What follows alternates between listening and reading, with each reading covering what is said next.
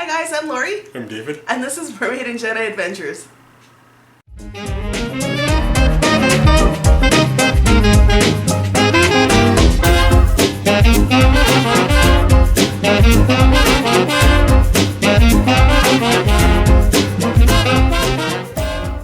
Today on Mermaid and Jedi Adventures, we're going to be talking about car rentals, and are they right for you? Yes.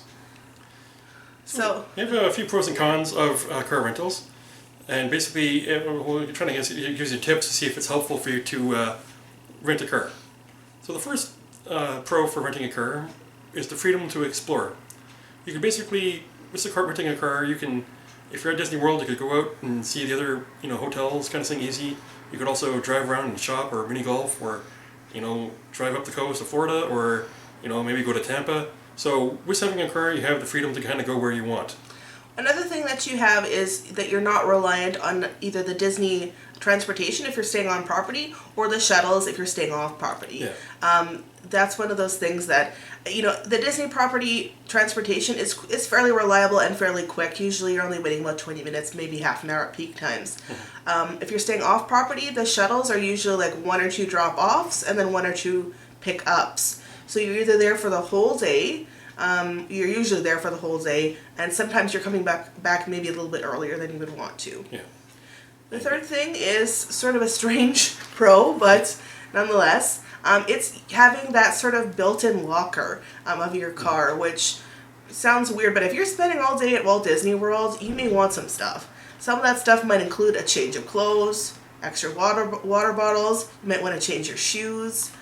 Yeah. You might want to keep snacks in your car. Yeah, it basically allows you to store a few extra things in your backpack you might not need, but is available in the parking lot if you need to go back out and get to it. Yeah, and like I say, if you're staying there all day, the weather drastically changes. It's lovely weather in the morning. It could be very, very hot in sort of midpoint to later in the afternoon, early evening, and then sometime in the evening it can cool down significantly. So if you're going in the morning, spending all day there, and then you want to stay late to catch the fireworks, you may need an extra sweater, maybe change into long pants, depending on what time of year you're going.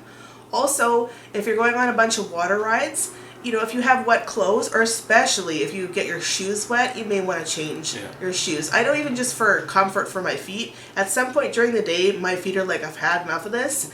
And then I change into a different pair of shoes, and somehow it tricks them into thinking that they're relaxing. So definitely that's a nice thing. And that way you don't have to carry around a pair of stinky sneakers in your backpack.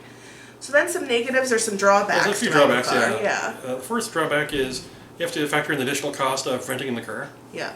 It's not only renting the car, but the getting insurance, getting gas, and other things you have to worry about when you're renting for a car. Mm-hmm. One of those things can be quite expensive is the insurance. Just sort of an extra little bit of a tip is, we're from Manitoba, Canada, so we go through MPI, or Manitoba Public Insurance, our AutoPack agent. That's where we get our regular type car insurance from. That is also where we get our travel insurance from, which, as an aside, you should get travel insurance. Yes. Just in case something happens. It can be very expensive traveling in the United States if you don't have that insurance. So getting your insurance at home can be, we found, is much cheaper than getting it through the actual car rental agency, and it's the same coverage or better coverage, but much cheaper. And for some reason, not for some reason, we know they're a sales agency, so they are trying to kind of upsell you on the insurance as well. But we have very good insurance for traveling with the car, so it is cost effective to do it that way. Yeah, you may want to check with your insurance providers before going to see if they have an option for travel insurance. Yes. Another thing is the cost to park. Yes. Another factor to consider when you're renting a car. Yeah, it's about $20 to park at Disney, in any Disney World location. It's about $20. And about the same at Universal, $20 or so for regular parking, and I believe it's either $25 or $30 for the preferred parking, which is just closer in the parking structure. And that is per day, so that kind of adds up if you're in the park for a week or more. If you think about it, just for 5 days, that's $100 extra. That's American dollars. Yeah. If you're not from America, being in Canada, that's probably about $130 right now. Yeah. So it's definitely a little bit more expensive. Yeah, and one final thing that could be, may not make me want to rent a car is potential long lines picking up the car. So we've waited, usually we've been lucky because we come in the evening. We've had to wait for about half an hour, 45 minutes. You see our hands jerking around a little bit, it's because the cat is being bitey right now. But if we come in the evening, we've only had to wait maybe half an hour, 45 minutes in the lineup. But I've heard stories of people waiting for an hour and a half or 2 hours during the day, which is horrible. You know, if you're clearing through customs, if you're coming from Canada or, you know, the UK or across seas, and you have to clear customs before you come through, and you've been waiting, one time I think we waited 2 hours, you know, the last thing you want to do is wait another hour and a half in line. So that can be a little bit of a drawback as well. Yeah, and we have a few tips to help you out with renting a car. Yep. The first thing is, if you go look for the website carrentalsavers.com. Yeah. What that does is it kind of shows you a list of all the companies available, and you can pick out a good price there. Yeah, it shows you like all the companies, and then it lists it by like the compact, economy, you know, SUV, like all the prices for the different cars. Yeah. Another good tip would be to pay in advance. Mm-hmm. If you pay in advance, some places when you pay in advance you get a little bit of a discount compared to when you're paying in person. And you can also add to that discount if you sign up for a loyalty membership program. Yeah. You know, look for a car rental agency that has kind of a loyalty rewards thing or a free membership kind of thing, and normally you'll get an additional percentage discount off because of that.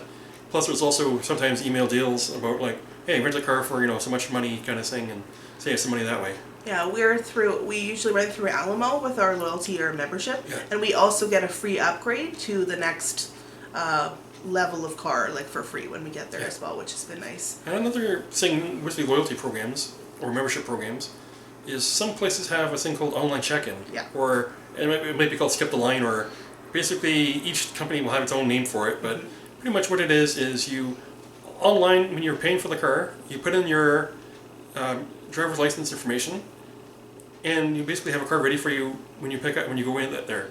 You'll get a little printed out sheet of confirmation of your payment. You go to where the car rental agency is in the airport, and basically go to where the cars are, and the guy will say, pick a car from this row. You pick the car, and then as they're driving out, they'll scan it and say, you're good to go. Yeah, so you don't have to wait in those lines, which is awesome. It literally took us, the only thing that took us time was the amount of time it took to leave our gate, walk down with our luggage, and then walk across the street to the car. So I think it was maybe 10 minutes from getting off the plane to getting a car, which was awesome.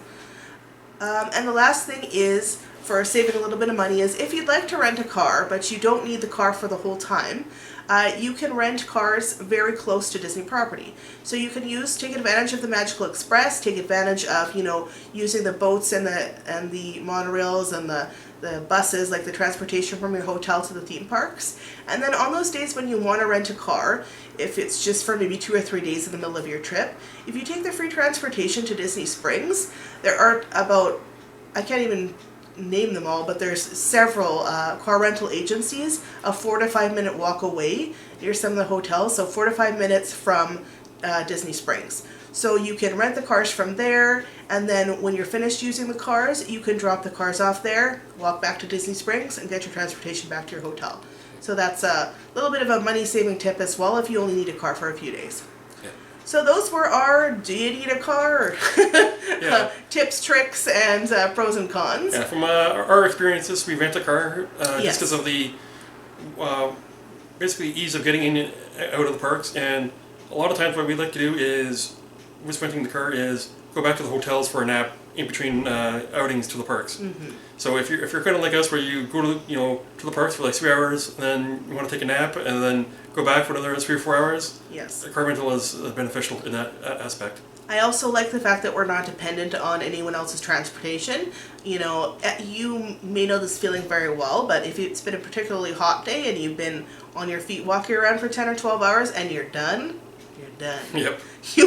You want to get to your vehicle and you want to get back to that hotel to put your feet up or hit the hot tub or lay on your bed for a little bit as soon as possible. And that's definitely a bonus when having a car, is you're not having to wait in another line to get the transportation back to your hotel.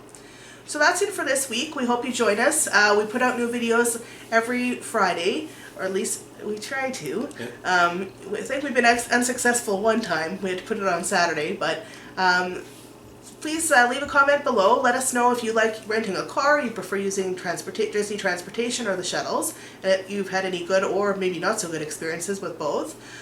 Please like this video, please subscribe to us, and until we see you next time, take care. Take care.